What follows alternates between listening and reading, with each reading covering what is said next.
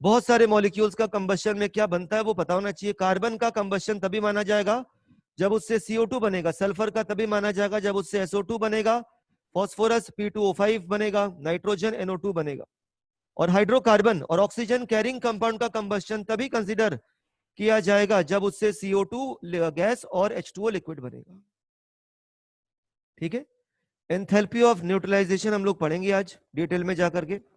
अभी फिलहाल जो है आपको डाउट्स पूछने हैं, जितना ज्यादा आप डाउट पूछोगे उतना आपको क्लियर होता जाएगा, ये भी मान लीजिए। जो लेवल ऑफ अंडरस्टैंडिंग है वो आपकी बढ़ती चली जाएगी। चलिए एक एक करके चैट बॉक्स में जो डाउट क्वेश्चन नंबर है उसको लिखते जाइए। मतलब इतना भी तेजी से नहीं लिखिए, ज्यादा तेजी से लिखने से तो फिर ऊपर ही चला जाएगा वो। स्मॉल नंबर से अपने को स्टार्ट करना है, स्मॉलेस्ट इंटीग्रल वैल्यू से स्टार्ट करना है। जैसे मैंने इसका डिस्कशन किया था एक बैच में, तो बहुत सारे बच्चों ने तो 1 में पूछा था डाउट, क्वेश्चन नंबर 1 में उनको डाउट था, और लॉजिकल है 1 को पूछना भी अच्छी बात है। ऐसा इस बैच में है किसी को? हाँ, 1 में भी डाउट है बच्चों को। चलिए देखिए, सबसे पहली चीज बहुत ही मॉडरेट स्पीड से चलेंगे आज, क्योंकि एंथैल्पी की थ्योरी को समझ लेना और उसको अप्लाई करना दोनों में फर्क है। जिस दिन अप्लाई करना सीख जाओगे उस दिन एंथैल्पी के सवाल में कभी अटक नहीं सकते। देखिए, the enthalpy of formation of water from hydrogen oxygen is an exothermic reaction. अभी बहुत इंपॉर्टेंट से बताने जा रहा हूं मैं, जो आपको लगे कि वो नहीं पता तो उसका स्क्रीनशॉट या ले सकते हैं या कॉपी में लिख सकते हैं। अगर मैंने लिखा A plus B is equal to C plus 200 kilo joule, या मैंने लिखा A plus B is equal to C delta H is equal to minus 200 kilo joules, तो दोनों एक ही चीज है, लिखने में फर्क है बस। A plus B is equal to C plus 200 का मतलब है A B के साथ रिएक्शन करके C बना रहा है और 200 किलो जूल रिलीज कर रहा है सराउंडिंग में। जब हीट सराउंडिंग में रिलीज होता है तो प्रोसेस एक्सोथर्मिक होता है, और एक्सोथर्मिक प्रोसेस के एंथैल्पी चेंज का आंसर नेगेटिव होता है।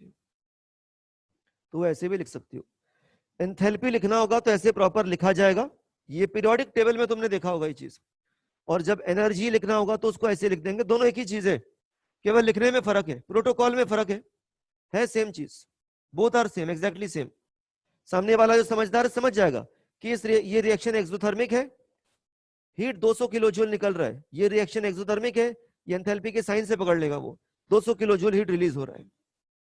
अब देखो, सबसे पहली चीज इसको मिटा देता हूं मैं, ये नोट कर लेना अगर नहीं पता ये बात। किसी भी केमिकल रिएक्शन में, इन एनी केमिकल रिएक्शन, ये केमिकल इक्विलिब्रियम में पढ़ाया जाता है। किसी भी केमिकल रिएक्शन में अगर आपको एक्सोथर्मिक या एंडोथर्मिक दिखाना है तो उसको आप इस तरह से दिखा सकते हैं। वो डिपेंड करता है कि केमिकल इक्विलिब्रियम में वो टॉपिक आपने पढ़ा है कि नहीं पढ़ा है। रिएक्टेंट की एंथैल्पी है ये डेल्टा H ऑफ रिएक्टेंट, और प्रोडक्ट की एंथैल्पी है ये डेल्टा H ऑफ प्रोडक्ट। इसको बोर्ड पे बना देता हूं तो इससे जो है फोटो क्लिक करने में आसानी रहेगी। For exothermic reaction, for exothermic reaction, enthalpy of product is less than enthalpy of reactant।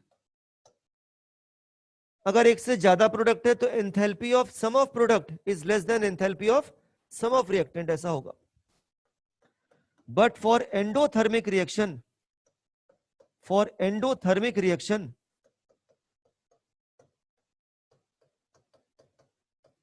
delta H of product is more than delta H of reactant, because enthalpy change of any chemical reaction is equal to enthalpy of product minus enthalpy of reactants। क्योंकि state function है इसलिए delta लगाना पड़ेगा, ये है। If delta H is negative, then the reaction is exothermic. If delta H is negative, then the reaction is exothermic. If delta H is positive, then the reaction is endothermic.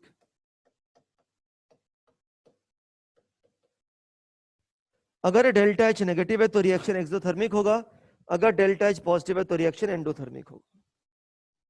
ठीक है, इसको graphically explain करना चाहता हूं मैं थोड़ा. अगर तुमने रिएक्टेंट को इस जगह पे बना दिया, प्रोडक्ट को यहां बना दिया, तो किसी भी केमिकल रिएक्शन में हमेशा याद रखो रिएक्टेंट सीधे प्रोडक्ट में कन्वर्ट नहीं होता. ये तुमने जीओसी में भी पढ़ा होगा. किसी भी केमिकल रिएक्शन में जो रिएक्टेंट है वो सीधे प्रोडक्ट में कन्वर्ट नहीं होता है, वो बीच में बनाता है एक्टिवेटेड कॉम्प्लेक्स. ये जो चीज है ये है एक्टिवेटेड कॉम्प्लेक्स.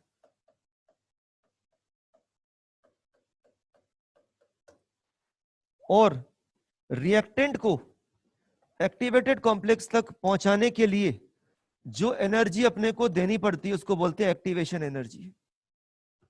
उसको बोलते हैं एक्टिवेशन एनर्जी. और ये जो चीज है ये तुम्हारा है एंथैल्पी. ये हो जाएगा एंथैल्पी ऑफ रिएक्टेंट और ये हो जाएगा एंथैल्पी ऑफ प्रोडक्ट. लेकिन अगर तुम्हारा reaction, this is the graph for exothermic reaction, ये ग्राफ एक्सोथर्मिक रिएक्शन के लिए है. लेकिन अगर तुम्हारा रिएक्शन मान लो एंडोथर्मिक है, consider if your reaction is endothermic, then the nature of the graph will change. तब ग्राफ ऐसा हो जाएगा.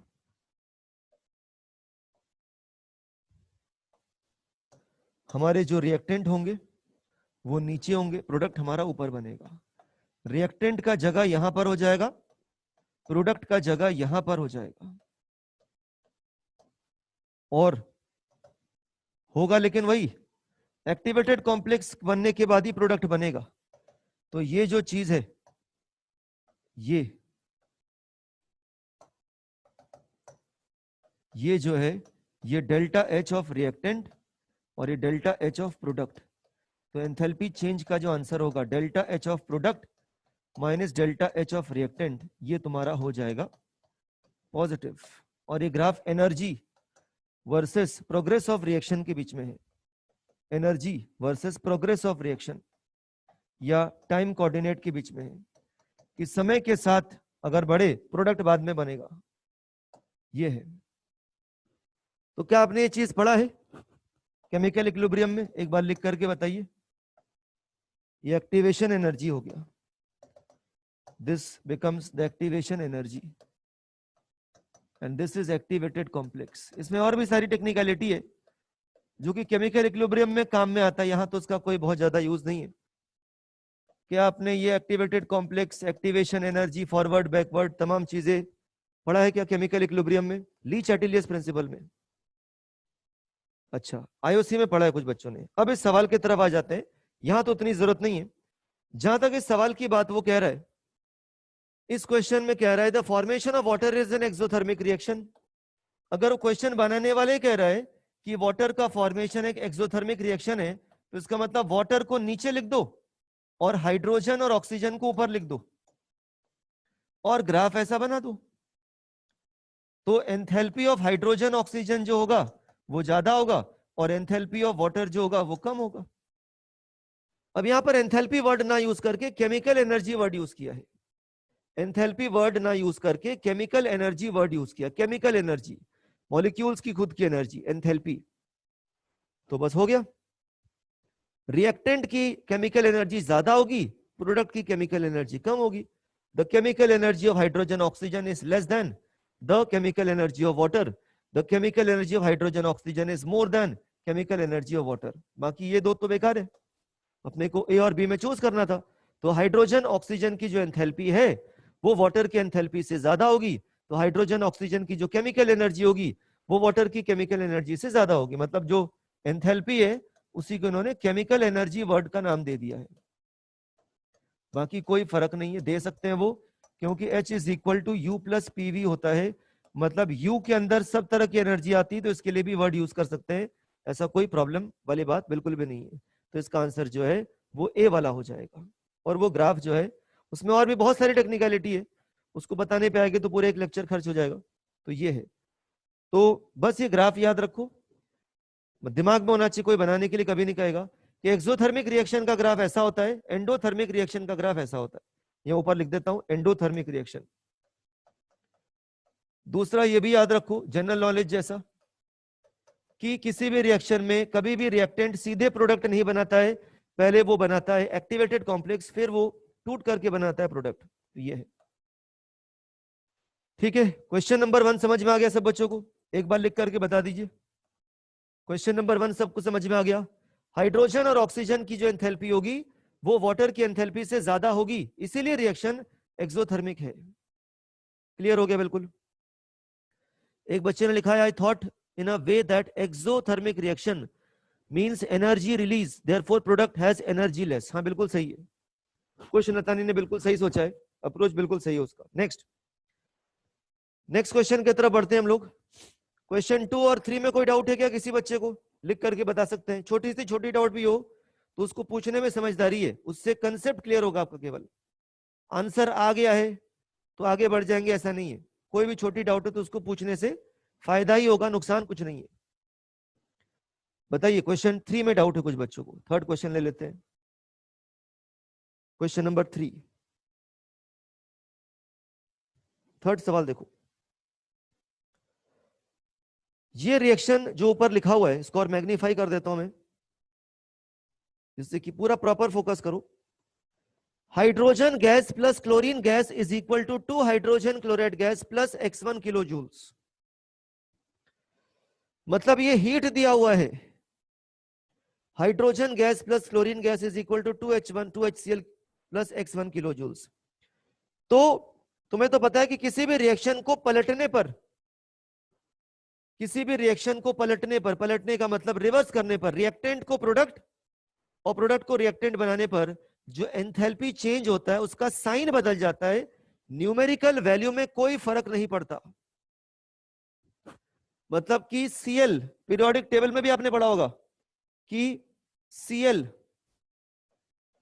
Plus electron is equal to Cl minus delta H is equal to minus 347। इसका मतलब Cl माइनस माइनस E बराबर Cl delta H is equal to plus 347।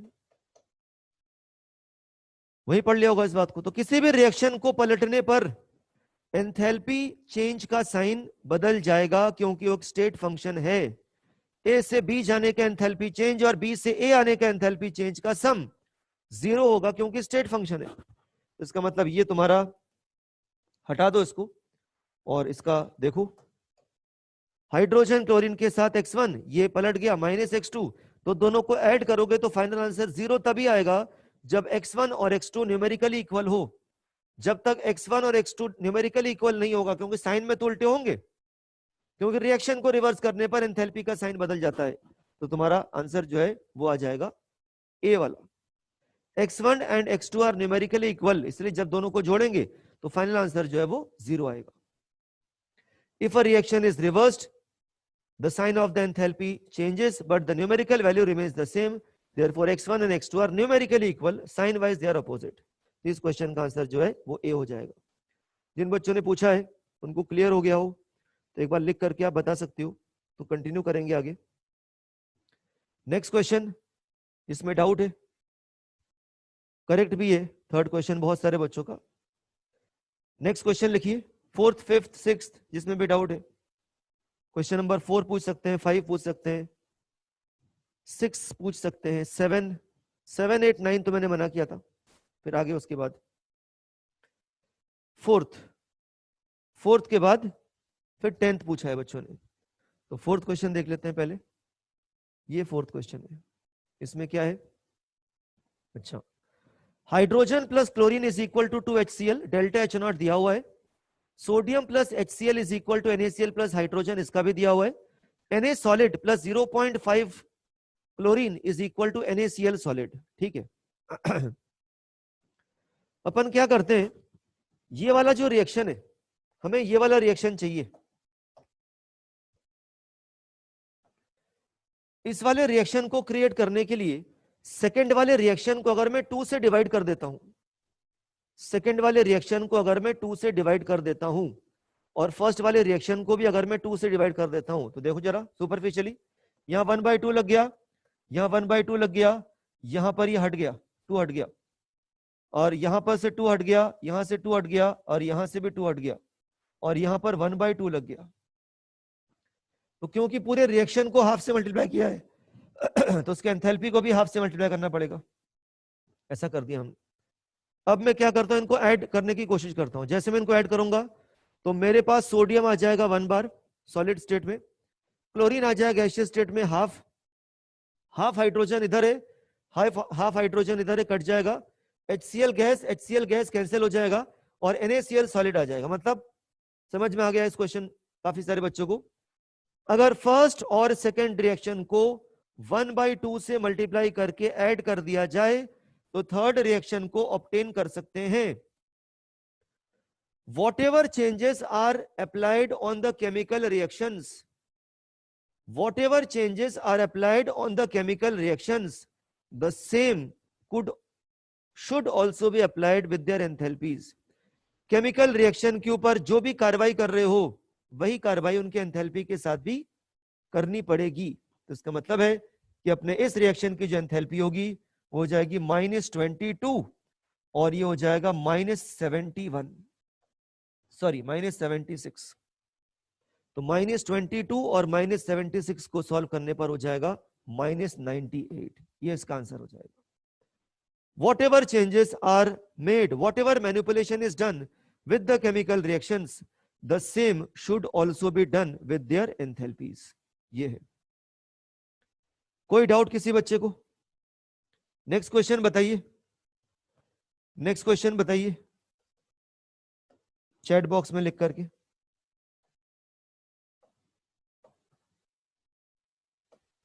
Tenth जहां तक मुझे याद है, 10th क्वेश्चन 5 भी एक बच्चे ने पूछा है। क्वेश्चन 5 में क्या है? अच्छा ये वाला, ठीक है। The heat of formation of sulphur dioxide, sulphur dioxide का हीट ऑफ फॉर्मेशन पूछा है।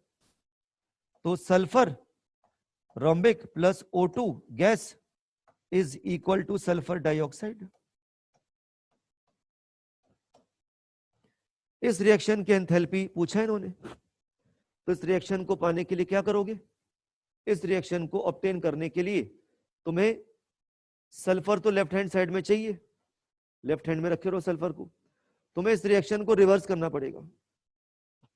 तो SO3 is equal to SO2 plus half O2 minus Y हो जाएगा ये।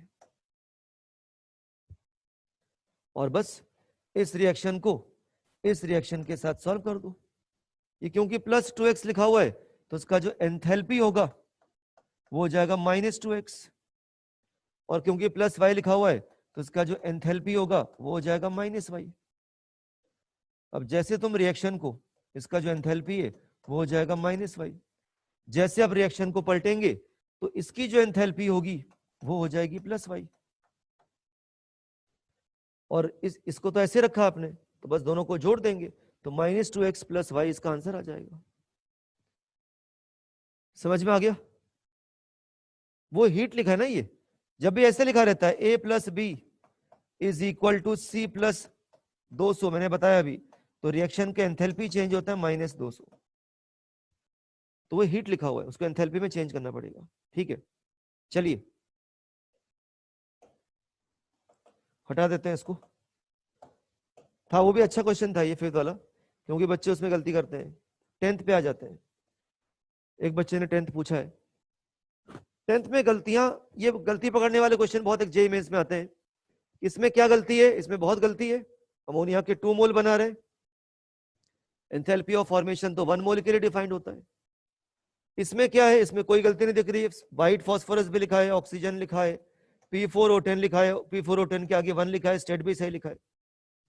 इसमें इन्होंने गलती क्या कर दी? HBr के आगे तो ठीक है गैस होता है, ये बिल्कुल सही है, लेकिन ब्रोमीन लिक्विड में स्टैंडर्ड होता है। According to IUPAC system bromine liquid में स्टैंडर्ड लिया जाता है और आयोडीन सॉलिड में standard. Thermodynamic stable form of bromine जो है वो ब्रोमीन लिक्विड है, तो हाफ Br2 गैस, ये आपका गलत हो गया। ये वाला आपका सही है, half hydrogen gas, half bromine gas जो है ये गलत हो गया। हाफ ब्रोमीन लिक्विड होना चाहिए HBr गैस, ये बिल्कुल सही है। तो इसका मतलब ये एक भी गलती आएगा तो गलत हो जाएगा वो। यहां क्या गलती कर दी इन्होंने H+ के आगे 2 लिख दिया है। जब 1 मोल, इनको ऐसे लिखना चाहिए था 1/2 हाइड्रोजन गैस प्लस एक्वस पानी is equal to H+ aqueous, और यहां पर प्लस E भले लिख दो, तो ये लिखना चाहिए था, तो इसमें ये गलती कर दी। तो जिसमें गलतियां हैं, एक भी गलती आ गई तो गलत हो जाएगा वो, बाकी सही है। क्लियर हो गया ये? नेक्स्ट क्वेश्चन की तरफ बढ़ते हैं। नेक्स्ट क्वेश्चन के नंबर वापस से लिखने पड़ेंगे बच्चों को। नेक्स्ट क्वेश्चन किसमें डाउट है? 12, 13। अनीश ने इसको रिपीट करने के लिए बोला है। रिपीट करने के लिए इसको क्यों बोला? इसमें तो कुछ नहीं है।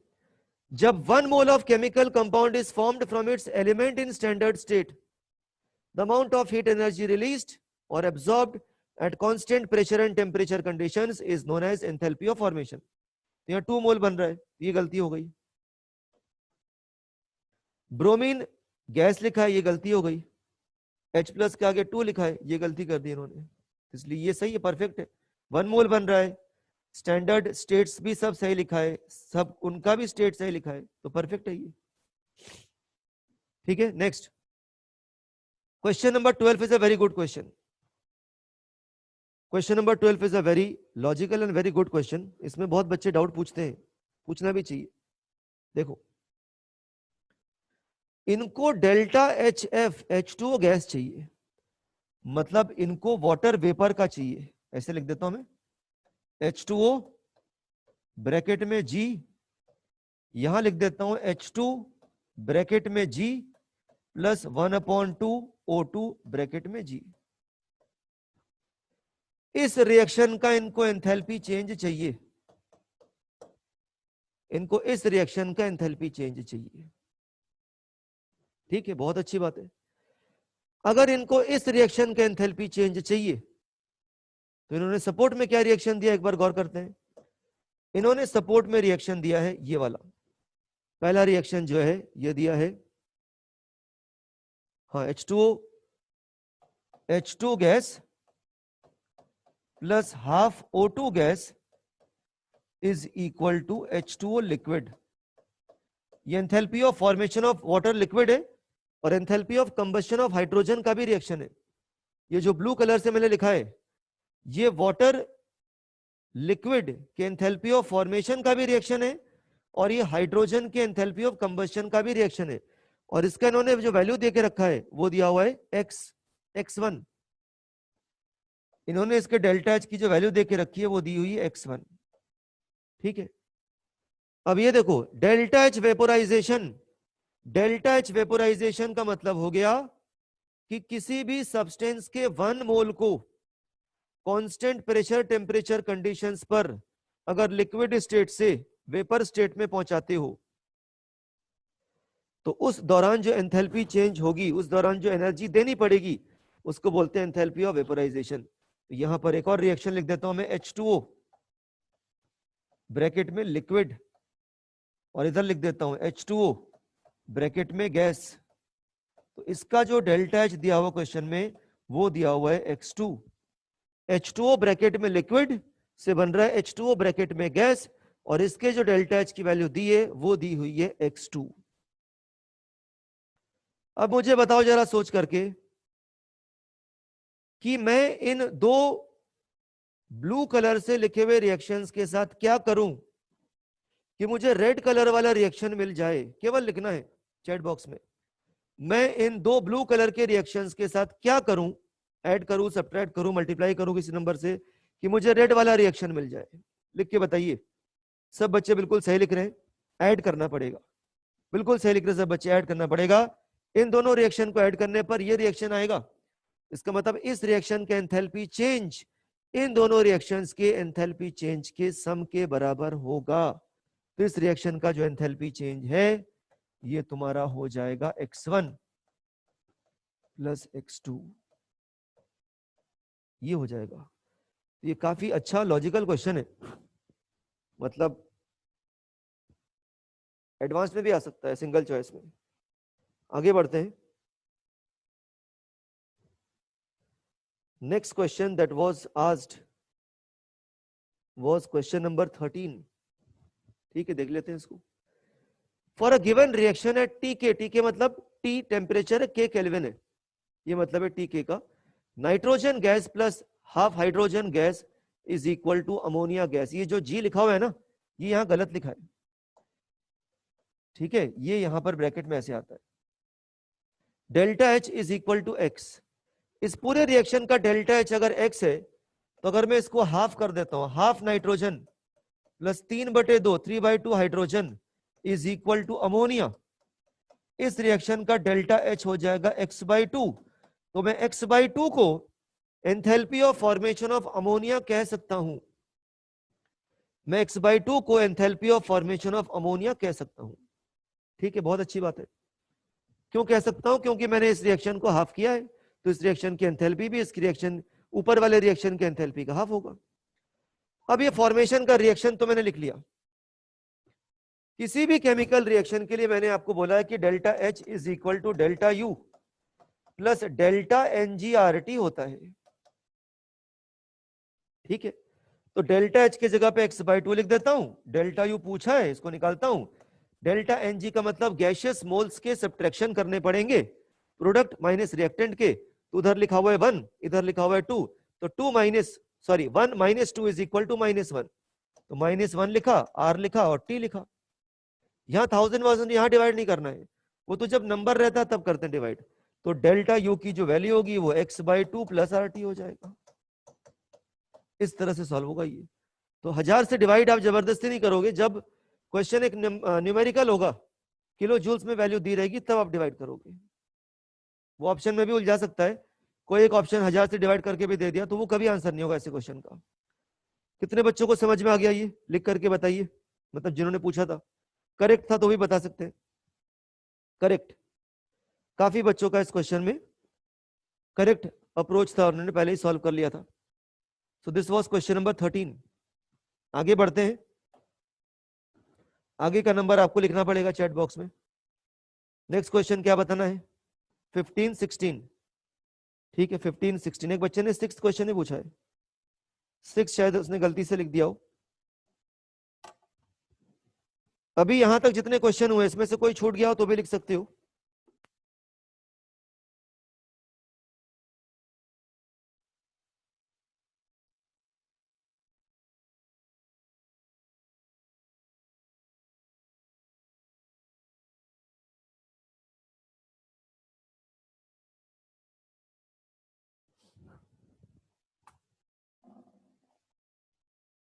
ठीक है, क्वेश्चन नंबर 14 क्वेश्चन देख लेते हैं।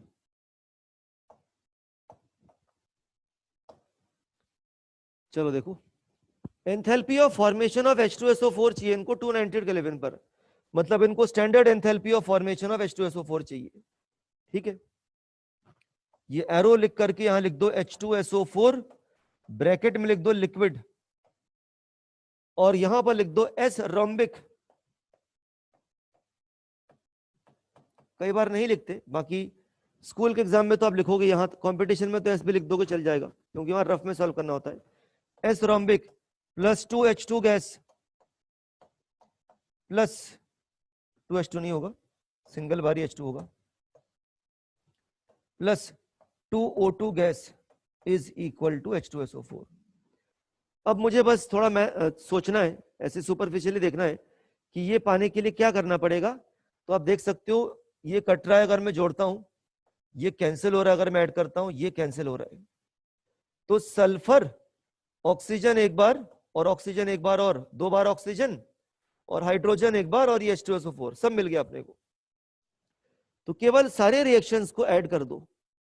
When you will add all these reactions, you will obtain the reaction of formation of sulfuric acid liquid. Hence, the enthalpy change of this reaction will be the sum of enthalpy change of all the reactions. बस ध्यान से calculation कर लो, यहाँ calculation mistake भी होती है, बस solve करके इसका आंसर लिख दो।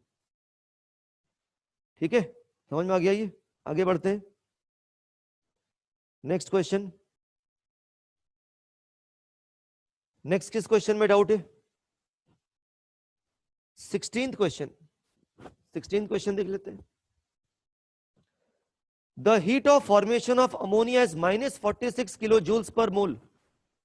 ये अमोनिया के फॉर्मेशन के एंथैल्पी चेंज का आंसर है। जब अमोनिया का 1 मोल बनेगा, जब अमोनिया का 1 मोल बनेगा तो एंथैल्पी चेंज का आंसर होगा -46 किलो जूल्स पर मोल। इसका मतलब जब अमोनिया का 17 ग्राम्स फॉर्म करेगा तो एंथैल्पी चेंज का जो आंसर आएगा वो हो जाएगा -46 किलो जूल्स। जब अमोनिया के 17 ग्राम का फॉर्मेशन होगा तो एंथैल्पी चेंज का आंसर आ जाएगा -46 किलो जूल्स। ये 34 ग्राम मतलब 2 मोल अमोनिया को तोड़ना चाहते हैं। अभी रिएक्शन क्या है? N2 plus half H2 is equal to NH3। ये चाहते हैं NH3 टूट करके बन जाए हाफ N2 प्लस 3/2 H2। तो 1 मोल अमोनिया को तोड़ने के लिए इस रिएक्शन को रिवाइंड करना पड़ेगा। इस रिएक्शन को रिवर्स करोगे तो इसका एंथैल्पी भी रिवर्स होगा। इसका एंथैल्पी हो जाएगा +46। लेकिन ये 1 मोल नहीं बल्कि 2 मोल अमोनिया को तोड़ना चाहते हैं। They want to undergo decomposition of 2 moles of ammonia. Hence the answer of this question will be 92. इस क्वेश्चन का आंसर हो जाएगा 92, क्योंकि अमोनिया जब बन रहा है तो 46 निकल रहा है, तो अमोनिया जब टूटेगा 1 मोल तो 46 एब्जॉर्ब करेगा, 2 मोल के साथ होगा तो 2 से मल्टीप्लाई करना पड़ेगा, क्योंकि एंथैल्पी चेंज एक्सटेंसिव प्रॉपर्टी भी होता है, मोल से जरूर मल्टीप्लाई करना चाहिए। समझ में आ रहा है क्वेश्चन? नेक्स्ट क्वेश्चन लिख करके बताइए, अगला सवाल जो बताना है। Next question, question number 11, 19, question number 11 और 19। 11 बता देता हूं, 11 तो इंपॉर्टेंट है लेकिन इजी है। सी ग्रेफाइट सही है, ब्रोमीन लिक्विड बिल्कुल सही है, हाइड्रोजन गैस सही है, ब्रोमीन गैस गलत है। तो जहां 1, 2 और 3 लिखा हुआ सही होगा, ये सी आंसर। 19 पे आ जाते हैं।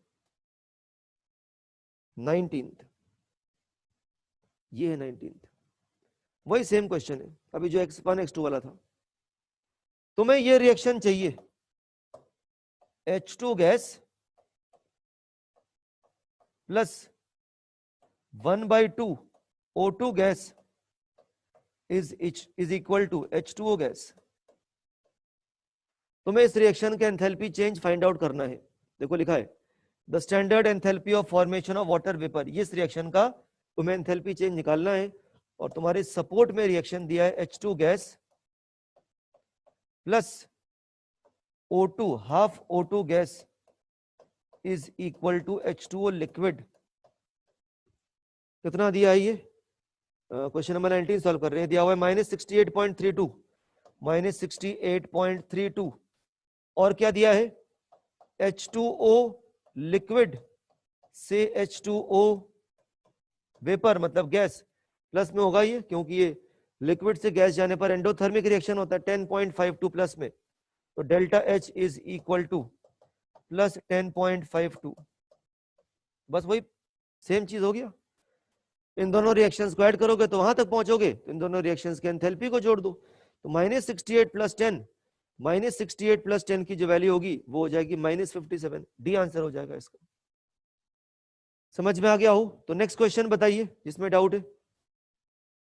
Next question is question number 18, 19, question number 18 and 19। Next question is question number 18 and question number 9। 18 तो ऊपर निकल गया। Given enthalpy of formation of CO2 and CO इतना इतना, then enthalpy change of the reaction. मैंने तुमको बताया था कि enthalpy change of any chemical reaction is equal to sum of enthalpy of formation of product minus some of enthalpy of formation of reactant. किसी भी reaction का enthalpy change product के enthalpy of formation minus reactant के enthalpy of formation के भी बराबर होता है। तो इसको ऐसे किया जाएगा, enthalpy of the reaction, calcium oxide का एंथैल्पी ऑफ फॉर्मेशन कितना है? -152, कार्बन डाइऑक्साइड का कितना है -94। Enthalpy of formation of calcium carbonate, ये तुम्हारे प्रोडक्ट का हो गया माइनस रिएक्टेंट का, is equal to enthalpy change of the reaction. Reaction का एंथैल्पी चेंज कितना है 42 + 42। एंडोथर्मिक रिएक्शन है, दिख रहा है वो तो टूट रहा है, मॉलिक्यूल जब टूटते हैं तो एंडोथर्मिक रिएक्शंस होते हैं वो। तो बस हो गया x is equal to -152 -94 -42। Solve कर दोगे, माइनस में आंसर आ जाएगा, जो कि तुम सोच सकते हो ए और सी तो मुझे लग नहीं रहा है, बी और डी में कोई होना चाहिए, वही लग रहा है मुझे, डी होना चाहिए इसका आंसर। ये इसके कैलकुलेशन है, तो कैलकुलेशन करना है कि नहीं करना है वो ऑप्शन से डिसाइड कर लिया करो एग्जाम के दौरान, अभी नहीं। नेक्स्ट क्वेश्चन नंबर 19 तो बता दिया मैंने। नेक्स्ट क्वेश्चन बताइए। नेक्स्ट क्वेश्चन 23, 24, 25, 23, 24 एंड 25 देख लेते हैं। 23 में क्या है, which of the following reaction represent heat of combustion at 1 bar। ये देखो मैंने कहा था बार इज मोर इंपॉर्टेंट, ठीक है। एंथैल्पी ऑफ कंबस्शन के लिए प्रोटोकॉल चेक कर लेते हैं। हाइड्रोजन का 1 मोल लिखा हुआ है, बिल्कुल सही है, कंप्लीट कंबस्शन हुआ है, पानी बनता है, बिल्कुल परफेक्ट है ये तो गलत हो गया, कंप्लीट कंबस्शन नहीं कर रहे वो। कार्बन का कंप्लीट कंबस्शन तभी माना जाता है जब वो कार्बन डाइऑक्साइड बनाता है। इसमें क्या है 1 मोल लिया है, बिल्कुल सही है, ऑक्सीजन की कोई कमी नहीं है, CO2 H2 लिक्विड बना, बिल्कुल परफेक्ट है। सल्फर रोम्बिक लिखा है, बिल्कुल सही है, ऑक्सीजन SO2 बनता है, बिल्कुल सही है। तो इसका पहला वाला, दूसरा वाला और फोर्थ वाला सही है, पहला वाला, तीसरा वाला, फोर्थ वाला सही है, मतलब बी आंसर इसका सही है। क्वेश्चन नंबर 23 हो गया सॉल्व। ये चेक करने वाले क्वेश्चन जे में से बहुत आते हैं, गलती पकड़ने वाले कि कहां पर रिएक्शन गलत लिखा है। क्लियर हो गया ये?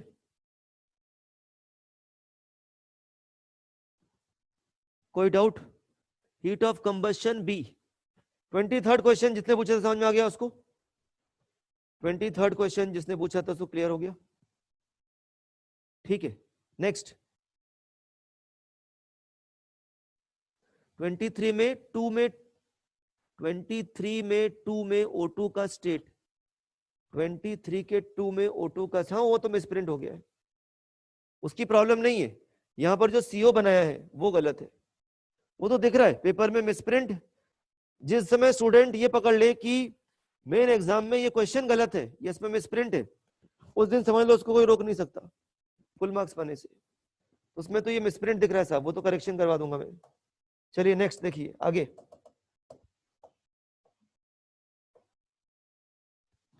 नेक्स्ट कौन सा क्वेश्चन बताना है? 25 और 26, 25 और 26, 25 देख लेते हैं पहले। The enthalpy of this reaction is negative, ठीक है। If enthalpy of combustion of methane and methyl alcohol are x and y respectively, then which relation is correct? Enthalpy of combustion of methane, methane gas plus 2O2 gas is equal to CO2 gas plus 2H2O gas. इस reaction का जो enthalpy change है वो है तुम्हारा x, और methyl alcohol CH3OH liquid plus 3/2 O2 gas is equal to CO2 gas plus 2H2O gas. इस reaction का डेल्टा H जो है वो तुम्हारा है Y। इनको ये वाला रिएक्शन चाहिए, ये वाला रिएक्शन पाने के लिए क्या करना पड़ेगा, ये वाला रिएक्शन पाने के लिए क्या करना पड़ेगा, इसको रिवाइंड करना पड़ेगा, दूसरे वाले को रिवाइंड करके पहले वाले से ऐड करना पड़ेगा। जैसे दूसरे वाले को रिवाइंड करोगे CO2 H2O कट जाएगा और ऑक्सीजन हाफ इधर आ जाएगा, क्योंकि इधर 2 ऑक्सीजन है, उधर 3/2 ऑक्सीजन है, तो ऑक्सीजन हाफ आ जाएगा, मीथेन आ जाएगा, अल्कोहल वहां चला जाएगा। ये हो जाएगा तुम्हारा x minus y. x minus y को ही बोल रहे हैं नेगेटिव है। अगर x माइनस वाई नेगेटिव है मतलब y x से बड़ा नंबर है। अगर x माइनस वाई नेगेटिव है तो इसका मतलब y का जो वैल्यू है, न्यूमेरिकल वैल्यू है, वो x से बड़ा है, तभी नेगेटिव है। तो ये है क्वेश्चन इसका, ठीक है। कोई डाउट किसी बच्चे को? कितने बच्चों को समझ में आ गया क्वेश्चन? लिख करके बताइए। कितने बच्चों का करेक्ट था वो भी लिख करके बताइए। ठीक है, 2 4 5 बच्चों को समझ में आ गया, बाकी ज्यादातर बच्चों का करेक्ट था ये क्वेश्चन।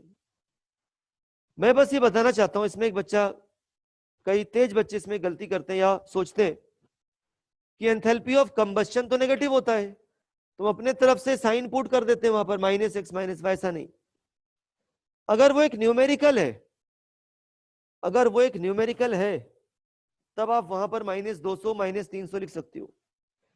लेकिन ये x और y के टर्म में है ना, हो सकता है कि -200 को ही x माना है, सवाल फ्रेम करने वाले ने हो सकता है -200 को ही x माना है, इसलिए इसका मतलब अपने तरफ से साइन वहां पुट नहीं करना है।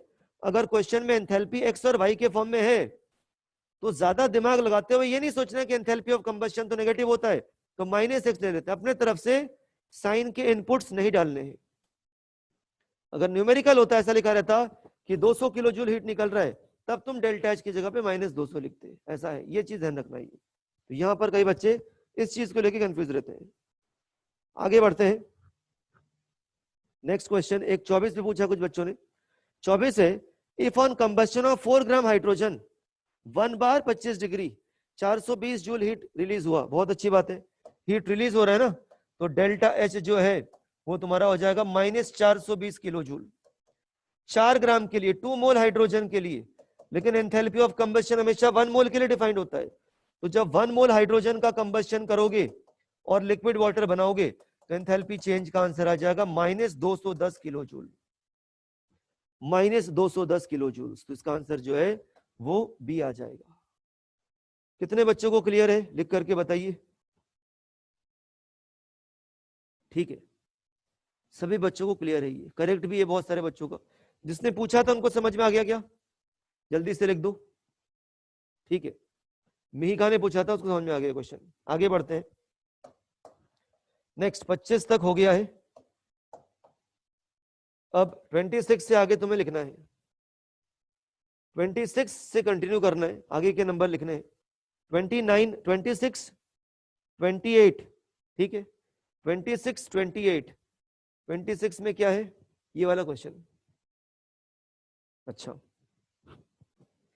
equal volume of C2H2 and H2 are combusted under identical conditions।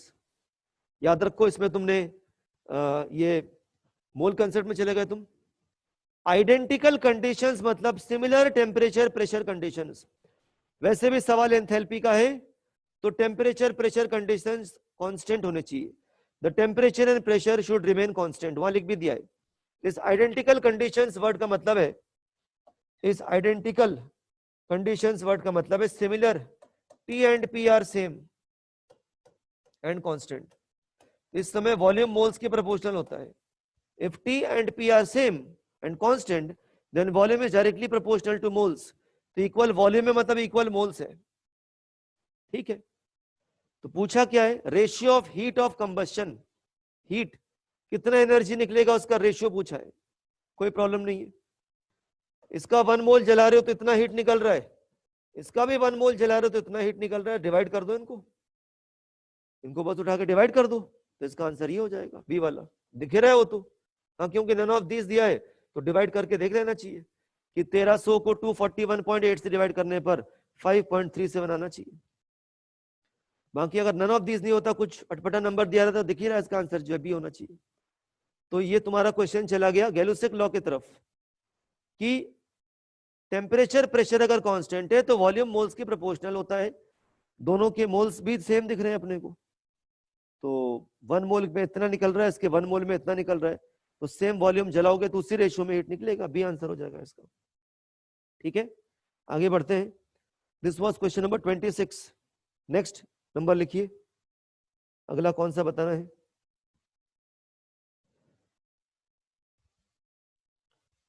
28, 28, 28। अच्छा, C2H2 पहले पूछा इसलिए कुछ बच्चों ने कहा इसका आंसर ए है, बिल्कुल सही है। C2H2 का जिक्र पहले है ना, तो C2H2 नीचे लिखा है तो ये ए आंसर होगा। तो थोड़ा सा जल्दबाजी में केयरलेस मिस्टेक हो सकता है इसका मतलब। Next is 28। According to the equation delta H दिया है द एनर्जी इवॉल्व। ठीक है, बहुत इजी क्वेश्चन है। देखो अभी बेंजीन के आगे लिखा हुआ है 1 मोल। जब 1 मोल बेंजीन का कंबशन कर रहे हो तो एंथैल्पी चेंज आ रहा है -3264 -3264.4।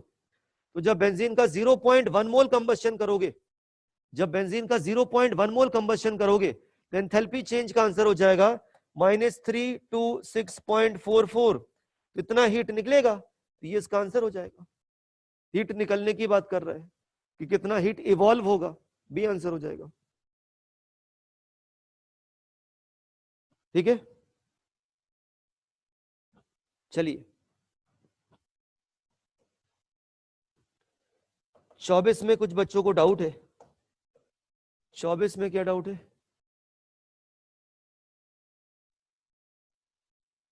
On combustion of 4 gram of hydrogen at 1 bar 25 degree 420 kilo joules of heat is evolved. Delta, ये मिसप्रिंट हो गया, delta H F naught water is minus में होगा, -210 माइनस में होगा ना, क्योंकि हाइड्रोजन का कंबशन का रिएक्शन, हाइड्रोजन के कंबशन का रिएक्शन वाटर के एंथैल्पी ऑफ फॉर्मेशन का भी रिएक्शन है, माइनस में होगा। वैसे भी थोड़ा कॉमन सेंस लगाओ, माइनस में ही होगा ना, वाटर तो स्टेबल मॉलिक्यूल है, पूरा दुनिया में सबसे पहले पानी आया है तो स्टेबिलिटी रही होगी ना उसकी। और मैंने बताया कि जो मॉलिक्यूल स्टेबल होता है उसके एंथैल्पी ऑफ फॉर्मेशन नेगेटिव होता है। बाकी अगर पूरा कंसेप्ट से देखो तो नेगेटिव आ भी रहा है। ठीक है, समझ में आ गया ये? यही तो छोटी छोटी बातें हैं जिसमें स्टूडेंट गलती कर जाएगा अगर बेसिक कंसेप्ट क्लियर नहीं है तो। 27, ये जिसने 24 पूछा था समझ में आ गया उसको?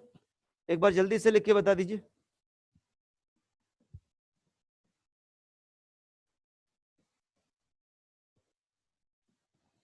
ट्वेंटी फोर्थ बच्चा को क्वेश्चन जिसने पूछा था उसको क्लियर हो गया क्या?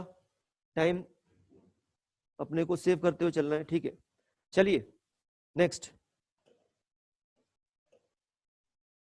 Next question that was asked I think is question number 29। Next question कौन सा है, लिख करके बताइए। 27 देखो, given standard enthalpy of formation of CO and CO2 heat of combustion of graphite. बहुत ही आसान क्वेश्चन है। ग्रेफाइट का heat of combustion carbon dioxide का एंथैल्पी ऑफ फॉर्मेशन के बराबर होगा, ये आंसर हो जाएगा।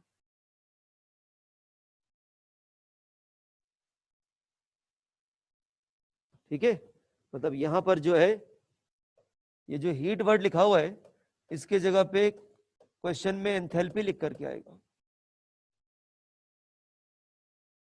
सी आंसर होगा।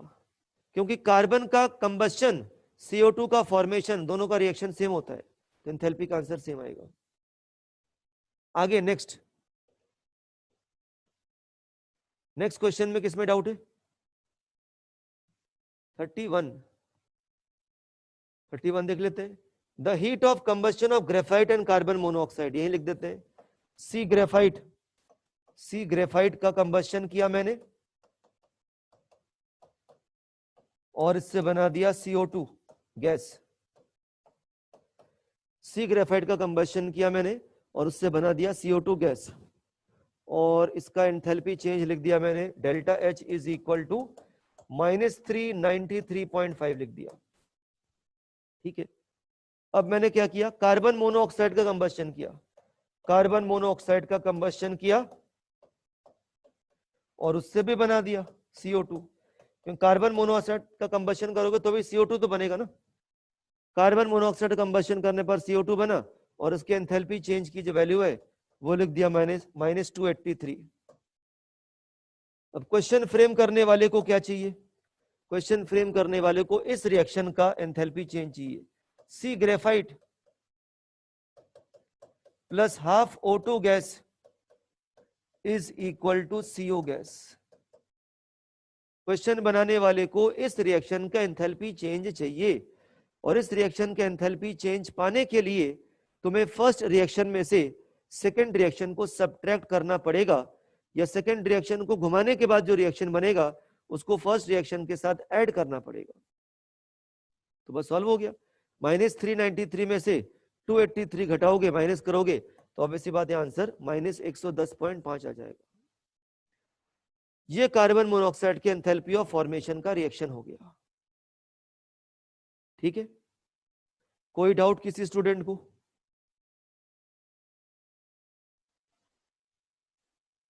यहीं तक होमवर्क दिया था जहां तक मुझे याद है। 29th क्वेश्चन भी पूछा एक बच्चे ने, उसका भी कर देते हैं। 29th, अच्छा ये तो क्लास में बताया था। एक बॉक्स में 6200, एक बॉक्स में जितना भी C2H4 पड़ा हुआ है, एक बॉक्स में जितना भी C2H4 है,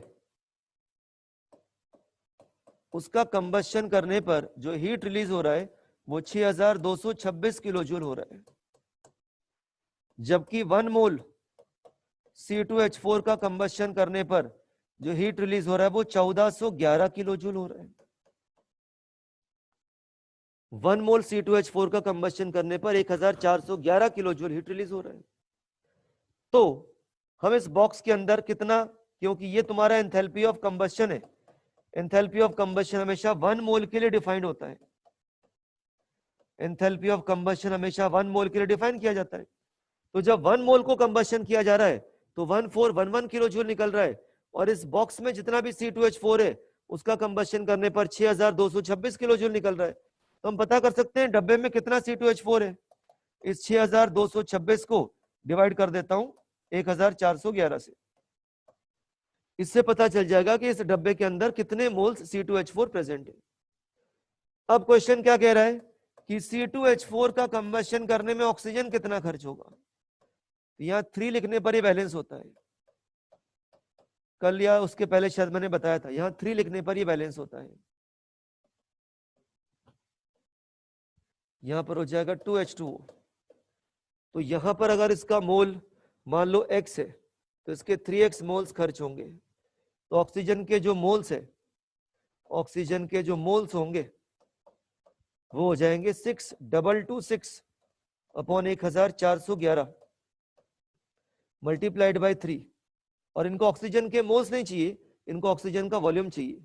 तो मोल्स को वॉल्यूम में चेंज करने के लिए एनटीपी पर 22.4 से मल्टीप्लाई करना पड़ेगा। तो अपने क्वेश्चन का आंसर ये हो जाएगा, सॉल्व करके जो भी आएगा। ठीक है, ये आ रहा था मेरे समझ से, बी वाला क्लियर है। तो जहां तक होमवर्क दिया 31 तक, वहां तक सब बच्चों ने सॉल्व कर लिया होगा।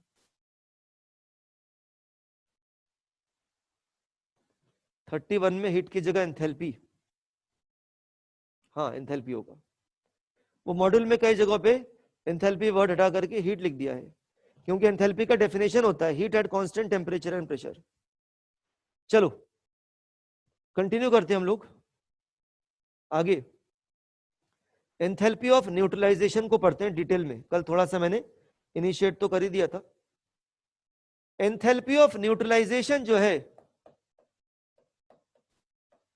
एंथैल्पी ऑफ न्यूट्रलाइजेशन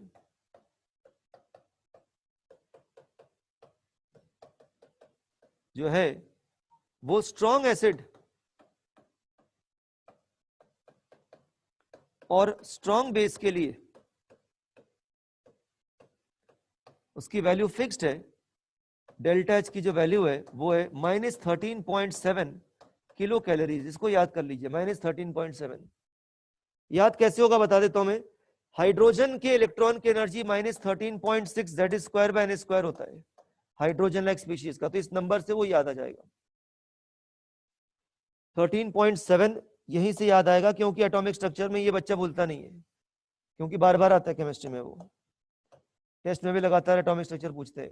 तो हाइड्रोजन की एनर्जी फर्स्ट शेल की -13.6 होती है, और एंथैल्पी ऑफ न्यूट्रलाइजेशन की वैल्यू -13.7 किलो कैलोरीज होती है। लेकिन ये बात तब लागू होता है जब एसिड और बेस हमारे दोनों स्ट्रांग होते हैं।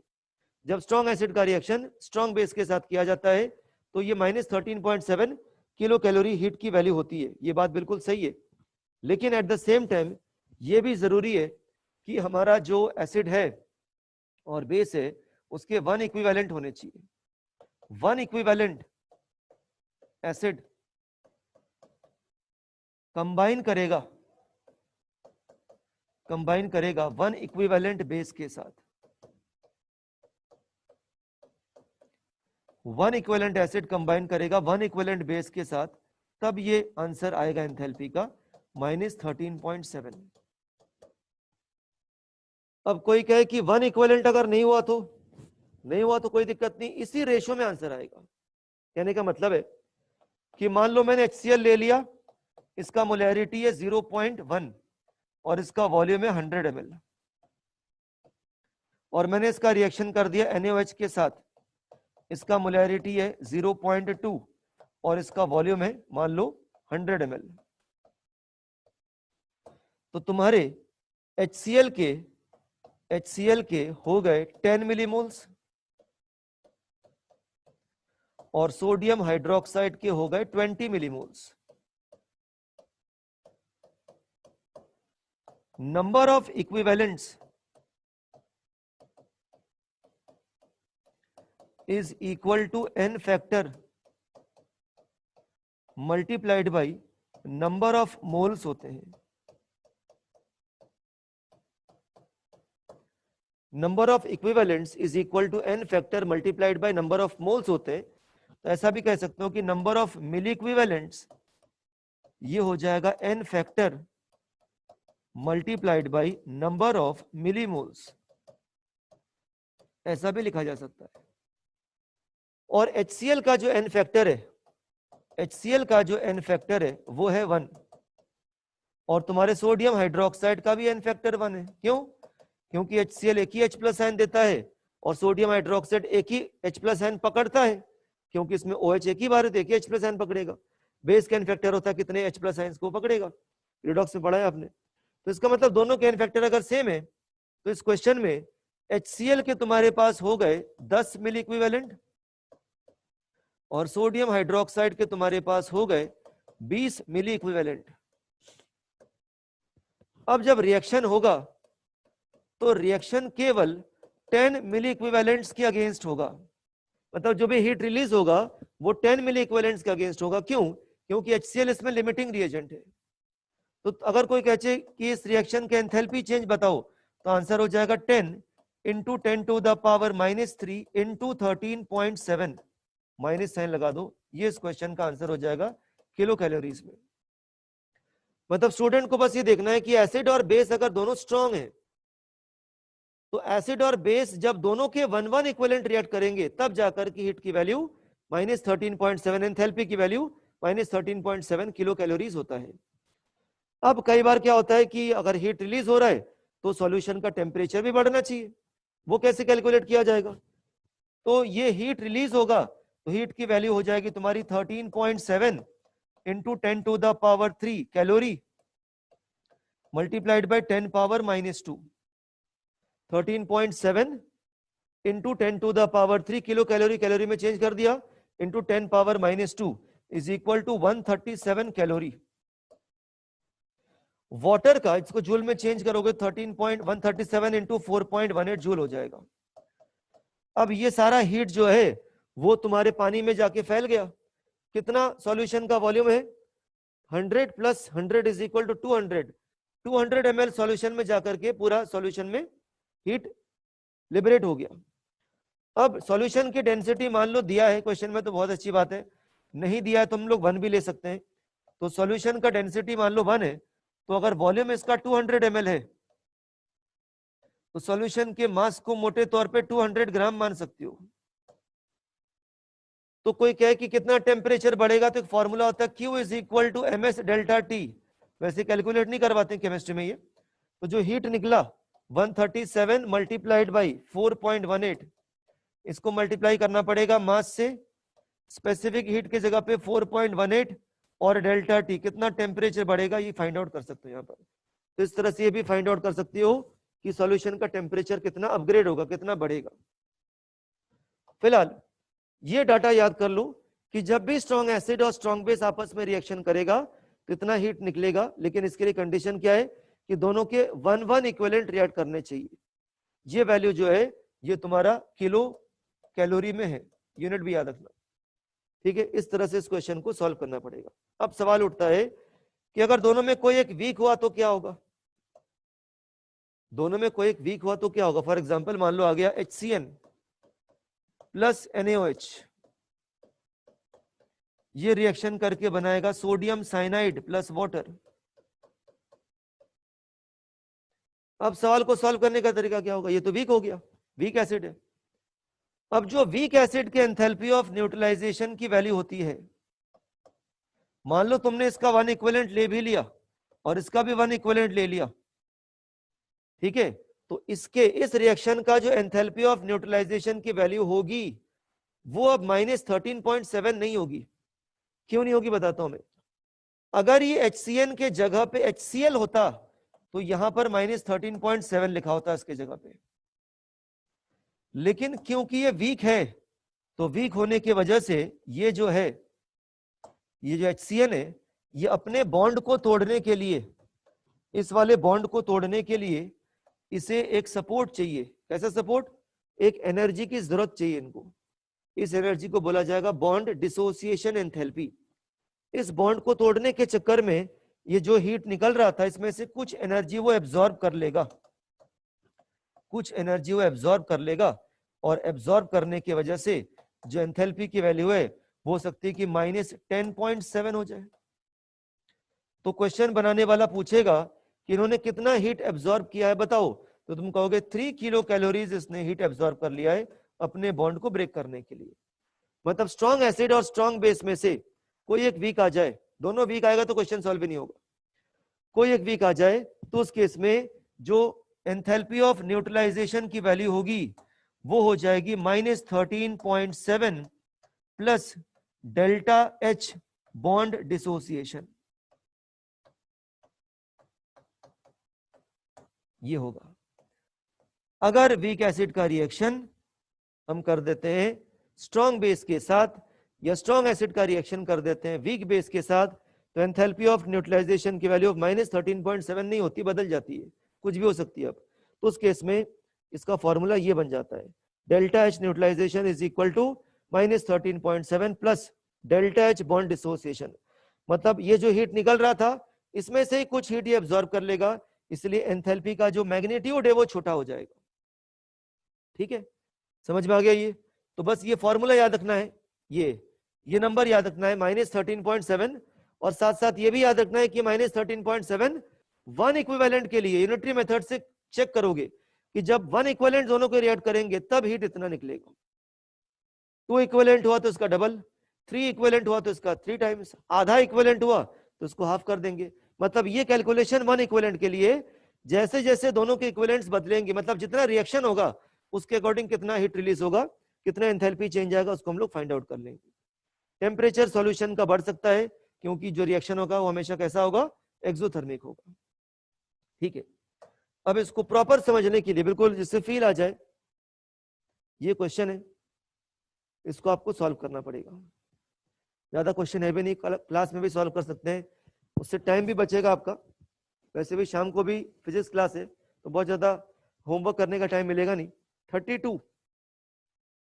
32 वाला जो क्वेश्चन है और 33 वाला जो क्वेश्चन है बहुत इजी इजी क्वेश्चन है, लॉजिकल क्वेश्चन होते हैं इसके एंथैल्पी के, कैलकुलेशन बहुत ज्यादा नहीं होता है। इन दोनों को सॉल्व करो।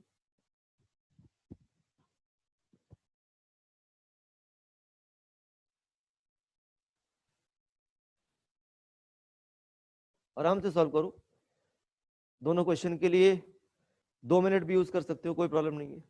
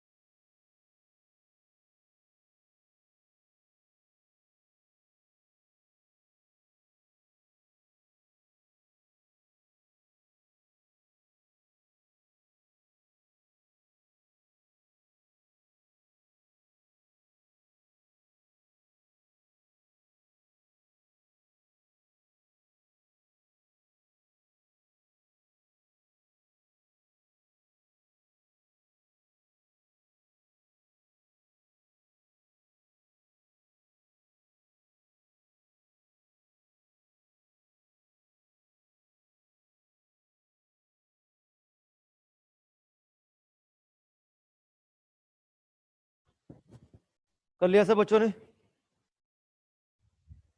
पहला वाला क्वेश्चन देखो। पहला वाला क्वेश्चन ऐसा था कि ये तो स्ट्रॉन्ग एसिड है और ये स्ट्रॉन्ग बेस है, तो ये हीट है। इसका मतलब जो हम लोग -13.7 जिसको बोलते हैं, उनको उन्होंने जूल्स में चेंज कर दिया, किलो जूल्स में चेंज कर दिया है। तो इसका मतलब कि ये वीक का रिएक्शन करने पर इतना निकल रहा है, तो लिख दो -12.1 निकल रहा है, इज इक्वल टू इतना निकल सकता था अगर स्ट्रांग होता, एक्स वो एब्जॉर्ब कर ले रहा है, तो बस आ गया बी। ये दूसरा क्वेश्चन बहुत इंटरेस्टिंग है। ऑक्सैलिक एसिड की एंथैल्पी ऑफ न्यूट्रलाइजेशन दिया हुआ है -26। ठीक है, अगर ऑक्सैलिक एसिड स्ट्रॉन्ग एसिड होता, oxalic acid 2H+ ion furnish कर सकता है, वो नहीं भी लिखा होता तो भी अंडरस्टूड है। अगर ऑक्सैलिक एसिड स्ट्रॉन्ग एसिड होता, तो क्योंकि ये 2H+ आयन फर्निश करता, तो इसके एंथैल्पी ऑफ न्यूट्रलाइजेशन की जो वैल्यू होती वो -13.7 का डबल होता, जो कि -27.4 होता। मतलब अभी इतना दे रहा है, लेकिन दे सकता था -27.4, लेकिन दे क्यों नहीं पा रहा है? क्योंकि कुछ एनर्जी वो एब्जॉर्ब कर ले रहा है अपने इस बॉन्ड को तोड़ने के लिए। तो बस हो गया सॉल्व। कितना एनर्जी वो अपने अंदर खर्च कर दे रहा है? +1.4। इतना एनर्जी वो खा जा रहा है अपने बॉन्ड को तोड़ने के लिए, OH वाले बॉन्ड को तोड़ने के लिए। तो ये हो गया इसका आंसर। कितने बच्चों का करेक्ट है और कितने बच्चों को समझ में आ गया है, और कितने बच्चों का भी समझ में नहीं आया ये चीज, ये दोनों क्वेश्चन जल्दी से लिख करके बताइए। ज्यादातर बच्चों का जो है करेक्ट है, 2-3 बच्चे केवल क्लियर देखे मुझे। ठीक है, क्वेश्चन 33 में 27.4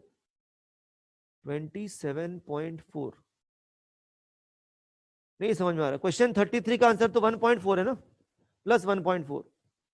अगर ऑक्सैलिक एसिड एक स्ट्रॉन्ग एसिड होता तो उसकी एंथैल्पी की वैल्यू इतनी होती, क्योंकि 2H+ दे सकता है, लेकिन उसमें से इतना एब्जॉर्ब कर रहा है, इतना निकाल रहा है, तो कितना खा जा रहा है, ये हमेशा प्लस में आएगा। डिसोसिएशन एनर्जी की वैल्यू हमेशा प्लस में आएगी, क्योंकि हमेशा एनर्जी एब्जॉर्ब वाली होती है, और जब प्रोसेस एंडोथर्मिक होता है तो डेल्टा H की जो वैल्यू होती है वो हमेशा पॉजिटिव आती है। चलिए और भी करते हैं, जितना आप करोगे उतना क्लियर होता जाएगा, और कोई बात नहीं है। जो लेवल ऑफ क्लियरिटी वो क्वेश्चन करते से ही आएगा, ऐसे बिल्कुल नहीं आएगा।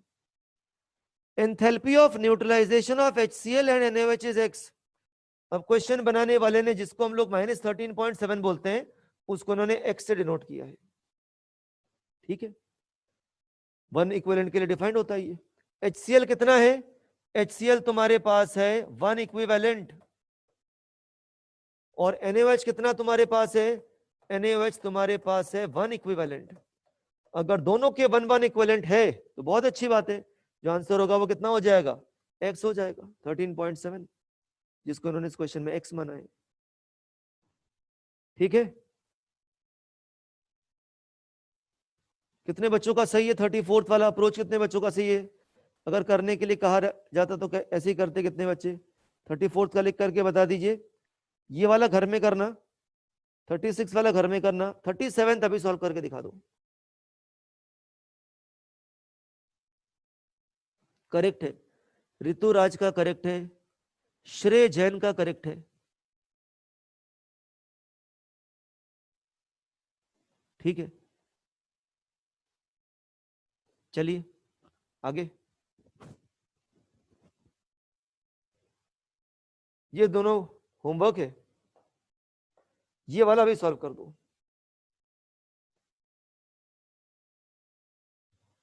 फिर स्क्रीनशॉट ले लेंगे, और फिर आगे टाइम बचेगा तो थोड़ा सा और आगे का भी पढ़ लेंगे।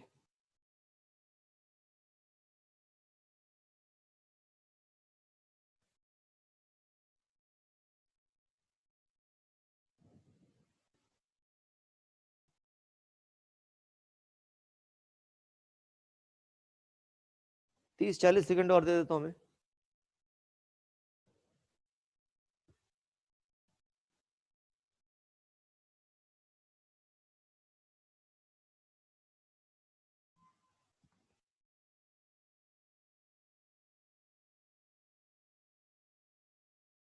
चलिए मैं सॉल्व करता हूँ।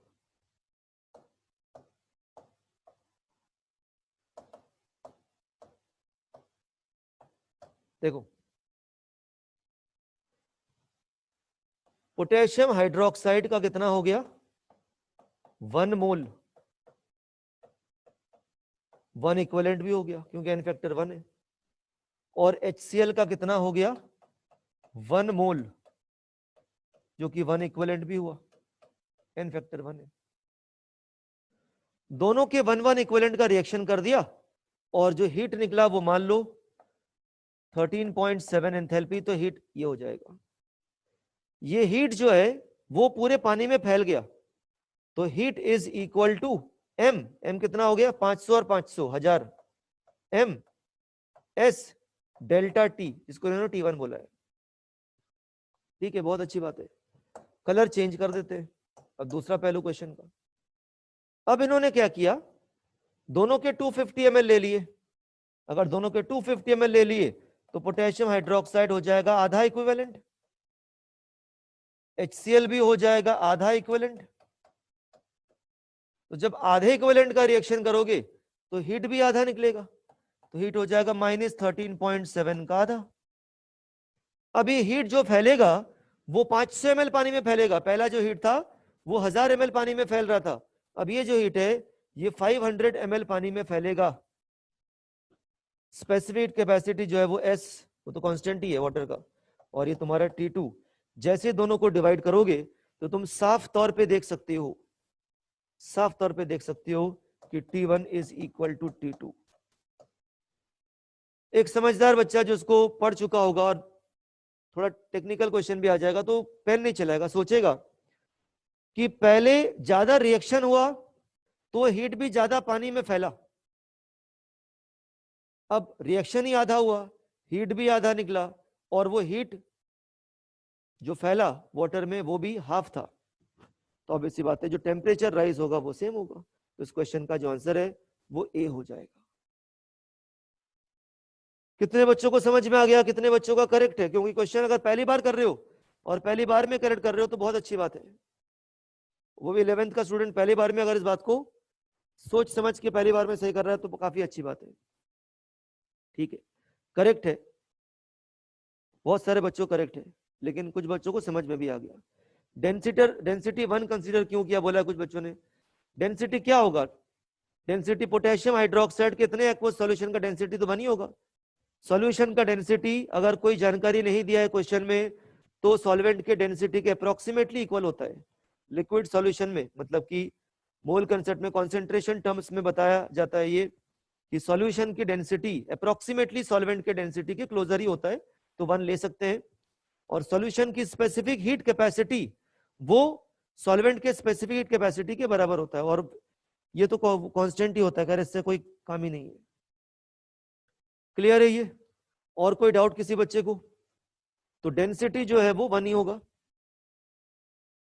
+13.7, ये थोड़ा एक बच्चे ने पूछ लिया कि +13.7 क्यों? एंथैल्पी चेंज -13.7 है, एंथैल्पी चेंज -13.7 है, लेकिन जो हीट पानी में फैला जिससे पानी का टेम्परेचर बढ़ा वो तो प्लस में होगा ना। A + B is equal to C + 13.7, heat पानी में गया ना, प्लस में लिखेंगे ना। ये फॉर्मूला हीट के लिए होता है, Q बराबर MS डेल्टा T, ये फॉर्मूला एंथैल्पी के लिए नहीं होता है। आ गया समझ में? लिख करके जल्दी से बताइए। प्रियांश ने पूछा है ये चीज, ठीक है। चलिए, तो ये दो क्वेश्चन जो है 35 और 36 इसको आप सॉल्व करोगे। स्क्रीनशॉट पहले आप ले लो, ज्यादा है नहीं वैसे। पहला, दूसरा, थर्ड, ये तो क्वेश्चन का सॉल्यूशन है, और ये फोर्थ। ठीक है, 2-3 मिनट है तो आगे थोड़ा सा पढ़ लेते हैं। एंथैल्पी ऑफ हाइड्रेशन, हाँ ये भी एक है स्लाइड, 5th, हाँ एक और भी है, ये 6th। ठीक है, एंथैल्पी ऑफ हाइड्रेशन।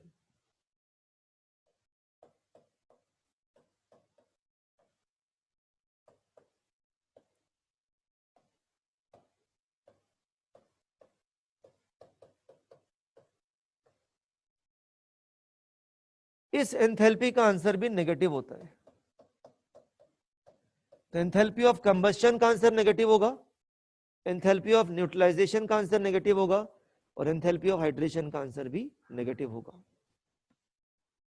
जब कोई anhydrous salt sufficient amount of water molecules gain करके अपने आप को हाइड्रेटेड सॉल्ट में कन्वर्ट कर देता है,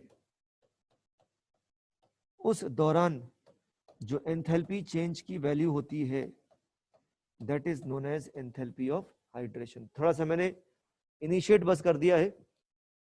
एंथैल्पी ऑफ हाइड्रेशन है किस चीज के ऊपर? हाइड्रेटेड सॉल्ट्स के बारे में है। ठीक है, कॉपर सल्फेट ने 5 पानी के मॉलिक्यूल पकड़ लिया है और अपने आप को, ब्लू विट्रियोल भी बोलते हैं इसको, हाइड्रेटेड कॉपर सल्फेट में चेंज कर लिया है। इस टॉपिक के ऊपर है ये।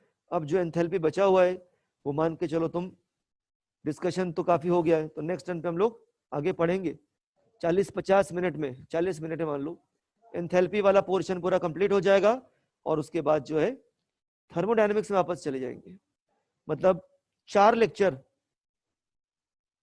लेक्चर मान के चलो और लगेगा पूरा कंप्लीट करने के लिए। ठीक है, चलिए नेक्स्ट टाइम पे हम लोग कंटिन्यू करेंगे आगे।